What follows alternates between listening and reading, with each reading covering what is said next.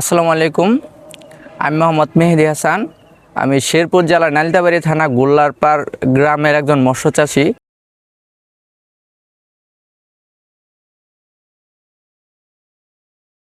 আমি মৎস্য চাষের সাথে ক্লাস 8 থেকেই সম্পর্কে জড়িত আছি। আমি বর্তমানে অনার্স থার্ড ইয়ারে আছি। তবে আমি অনেক খাবারের সাথে সম্পৃক্ত যুক্ত হয়েছি। বর্তমানে এগ্রিগেট সাথে আছি।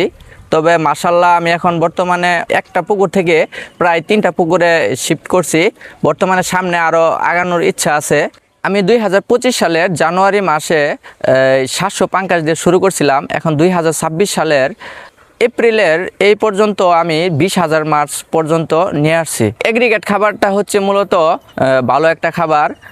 মাছকে খাওয়ালে মাছ খুব দ্রুত বৃদ্ধি আসে এবং রোগ জীবাণু খুব কম আসে। ওদের প্রোটিনের যা গায়ে লেখা থাকে তার বাস্তবায়ন কাজ করে। আমি বর্তমানে পাঙ্কাশ মাছটা 1 কেজি 400 গ্রামে 1 কেজি মাছ উৎপাদন করতে পারছি। ঠিক আছে। আর দ্বিতীয় হইতেছে পানির কালার খুব ভালো। আপনি আমার পুকুরে দেখতে পারতেছেন পিছনে পানির কালারও খুব ভালো। পানি সহজে নষ্ট হয় না।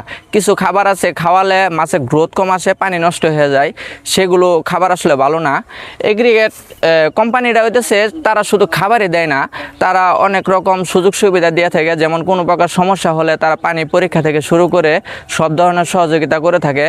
যে কোনো সময় তাদেরকে করলে তারা দ্রুত সেগুলো বাস্তবায়ন করে। আমরা যারা স্টুডেন্ট আছি তারা মূলত চাকরির পিছনে ছুটি। চাকরি আমাদের যে নিশ্চিত তার কোনো গ্যারান্টি নেই। আমরা যদি কৃষিকাজের সাথে যেমন মাছ চাষের সাথে সম্পৃক্ত হই, তাহলে দেখা গেছে আমরা শিক্ষিত লেখাপড়া করছি, আমাদের বুঝতে আরও সুবিধা হবে। আমরা সেই বিষয়গুলো আরও ভালোভাবে বুঝতে পারবো যে সে মাছ চাষ বিষয়টা কী।